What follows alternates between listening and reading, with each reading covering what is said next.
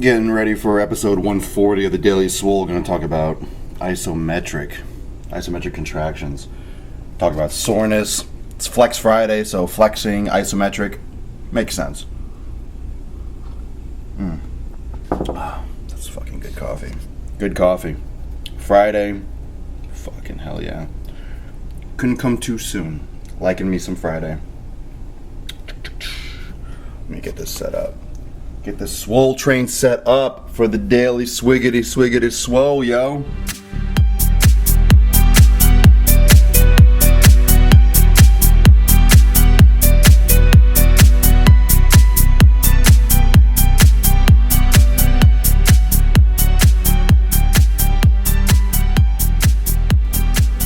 Got the Swolenormous on that beat, 140 in the books. And do not save, upload gaming, doing some final cutting, putting the podcast up, and I have a client. So right now this is crunch time in terms of getting stuff done really fast before I have to head out the door. And plus it's Friday, so this is kind of one of those things where mentally I want to get off to a good start. You know, this is like ramp up for the next couple days, make sure I get everything on point and have everything done the way it should be. So you might see me for a few minutes when I'm on live, but then all the shit happens where I don't leave this computer for what feels like hours. I am on here for a long time uploading, making sure everything's edited and up properly. So still making little tweaks here and there to make it more efficient, but bottom line, I have a system, so tweaking things is a little bit more of a, I don't want to say science, but it's more of like, I want to make sure that every tweak is going to be improving things, moving forward, pushing me towards more efficiency. So it's very specific what I'm doing in terms of, sequence of uploading and what I'm doing while something's uploading, editing certain things first so they export quicker and blah, blah, blah. So real interesting stuff. I know you're really curious. Swole train has to roll. I got to eat something quick before I got to head out. Episodes are online. Ooh, Daily Swole's online. The podcast is online. Got everything done. It's amazing getting that shit down to the fucking wire. Or you're doing a push-up and you're holding at the top or you're holding at the bottom and you're like freezing in position. That's called an isometric contraction. You're obviously doing work. You're holding your body up against gravity, but you're not moving up and down. You're doing a holding contraction. Now that's really important because it's the second strongest type of contraction your body can do. If you're looking to get stronger, doing isometric contractions and focusing more on isometric contractions is very important. This is why when you do a set, you should hold a full contraction. Down to the T. There's a science behind it. There's a pattern. I could probably get it done quicker if I change a couple things. One thing I didn't do is eat. It's so bad with my fucking eating again. I don't really need too much protein if I want to work out. Get my pre-workout going. Alright, let's get this party started. Gotta do an Instagram post. So this is like what the hustle is. I'm scrambling a little bit.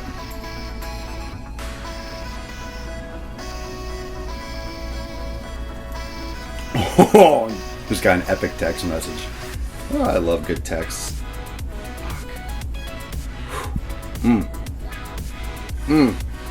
I can't show you. I can't tell you what I got. I can't tell you what I got, but let's see.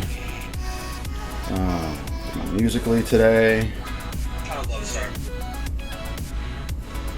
Yeah, we'll do a little bit of a motivational thing. All right, I gotta figure out my Instagram.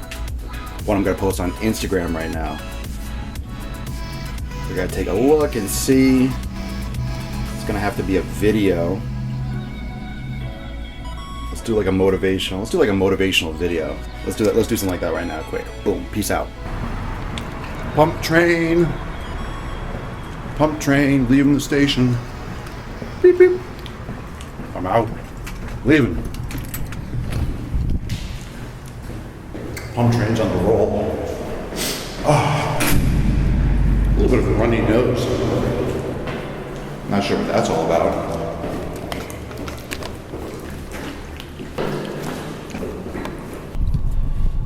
My shoulder feels okay. I just don't know if I want to go hard with like some chest or anything like that. Borderline, I'm almost feeling like an off day. I brought my pre-workout while I train my client, but I'm not convinced I want to drink it. My throat feels a little dry, and I don't really get sick ever, but I feel a little bit cloudy, a little bit funky. And it's one of those borderline where shit, this could go south. It's not always you want to work out. Your body doesn't really happen. You work out, I feel a little bit, clogged up, or I feel a little tired or sick. Let me work out and sweat it out. That doesn't happen. Sickness doesn't fucking leave your pores. It's stupid. Oh my God, this guy can't drive.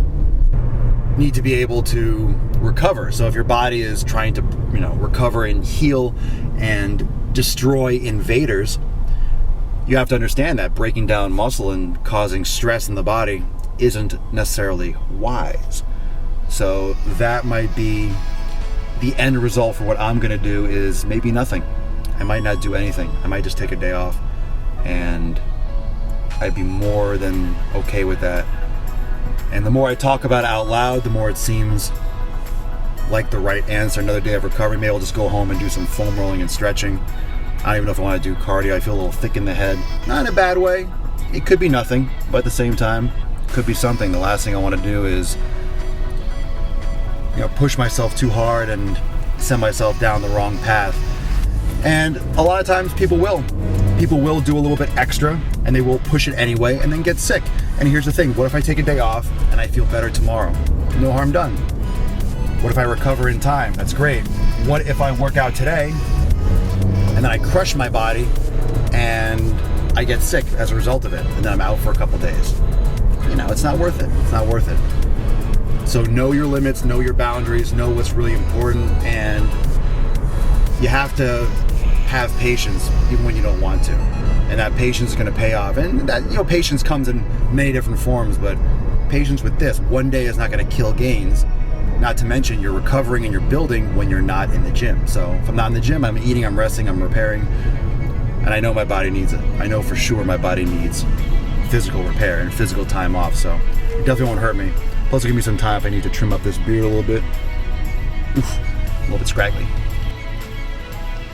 Kind of some deep thoughts coming from a very bearded man, giving you a little bit of a apocalypse now type. Fucking Marlon Brando look at this point. The question is there a destiny? Is there a path? Is there something that's already predetermined? And I was having this conversation tonight that every single minuscule, every single instance, absolutely everything you've done your entire life, from the minute lunch you had with a coworker to the detour you took home when there was traffic and you rerouted your GPS, every single movement, every single alteration, every single change, no matter how subtle, no matter how seemingly insignificant at the time, has led you right now to this moment, to watching this vlog, to brushing your teeth, to being with the person that you're with, to having the job, to having the career, to having the child. Everything's down to like the moment. The minute your child was conceived. If you didn't have intercourse at that one moment, your child would have looked different. Your personality would have been different. I mean, you really think that no matter when you had your kid, it would have been that same child? Of course not. So inevitably, what you have done your entire life, every single tiny little movement and change and just path you've taken, every single road you've gone down, every single turn you've made, your entire life has led you to right this fucking instant. If that doesn't blow your mind, I don't know what will. That in itself almost decrees and cries destiny, because you go through life and you go through these patterns, you go through these things without knowing the outcome.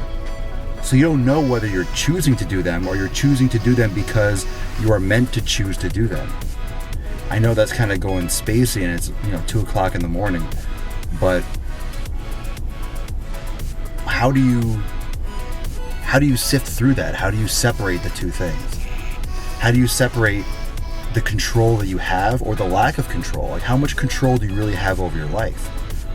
Sure, you can make choices, but are those choices that you make the ones that you're supposed to make? The ones that, like, oh, it's a hard decision, you make a choice. Well, maybe no matter what you think you had in terms of a choice, that was going to be the outcome, no matter what. So you see, there's this illusion of control. There's this illusion of we have a choice. There's this illusion that, not that you can't choose, that's the thing, but maybe you're always supposed to choose what you end up choosing, or get what you're supposed to get as a result of that choice. Just a thought, just a deep thought. That's a life thought. But it just goes to show that it's one big fucking mess. Life is a mess, and shit happens, and life happens whether you like it or not, because guess what? It's life, and we're in it. So you have to react. It's all about perspective. It's all about how you look at things. We're all in the same thing together. I might have this opinion, you might have another opinion, she might have another opinion, but we're all on this fucking rock flying around a ball of fire that's 93 million miles away, that heats us right to the exact temperature that keeps us fucking alive. It's mind-blowing. It's mind-blowing to me that the human race is not putting $1,000 trillion into NASA every fucking year for space exploration. We're all fucking hooked into our goddamn phones. We're all hooked into these fucking things and our job and our minute bullshit experiences. What's out there, man? We're flying through space, and all of a sudden we care about, whether a fucking team wins or loses a goddamn football game. Give me a break. That means nothing. It means nothing. There's such a bigger picture, and we all just ignore it and pretend like it doesn't exist.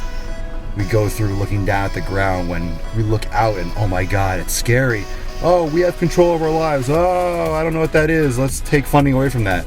We want to believe we have control. We want to believe that we're special. We're not special. And I guess what it comes down to is you better do what you fucking like, because we're insignificant, we're here, we're gone, there's a much bigger picture. Just do what you like, because then we're gone. Do what you like, and then we die. I, for one, am going to do what I fucking like, and then I'm going to die. I am not going to look back and be like, oh man. And I don't think I'm going to look back and be like, I didn't make it to the Great Wall of China.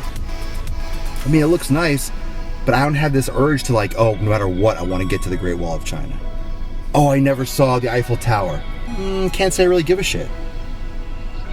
I just want to do something. I feel like I want to create something. I love what I'm doing here because I'm doing things that other people aren't doing. I just feel like I'm doing something that no one else is doing or no one else has done. Yes, they've done it, but they haven't done it the way I'm doing it. And when I see small progress and small results and small increments forward, it's just more proof. When one person, when two people, when three fucking people, when throughout the entire months I've been doing this, when a few people tell me how much it's impacted their lives and how, oh man, you're gonna be famous, you're gonna be huge one day, and I get to be there, I get to say I've been there from the beginning, that makes me like, oh my God, this is right. This is right, this is vindication. Because of all the 7 billion people, of the few thousand people that might have seen my material, if 3 or 4 or 5 are telling me this, or 10 or 20, can you imagine you multiply that by 7 billion? Yeah, that's a big number. That's a lot of people that can get a message that I'm giving, that can get behind a brand and a mentality and a philosophy about fitness and about life. There's potential. There's so much potential, there's so much hope, and every time shit gets rough, I just remember that's when people fucking quit. That's when people quit. Every time something gets rough, I think that's when people quit. And guess what? I don't. Every time, that's all I say to myself. Every time something sucks, every time I look at an analytic and I'm like, that number's down, and I'm putting out content every day, and 3 people watch that video in one day, and no one watches this one, and I'm like, what the fuck? This is when people quit. And I say to myself, this is when people quit. And then I just don't quit. And it's as simple as that. I want to create something, and guess what? You can't create something if you fucking quit. It's that simple. And if I'm going to be here and this is my time on earth and I want to create something, then God damn it, I'm not going to quit until I do.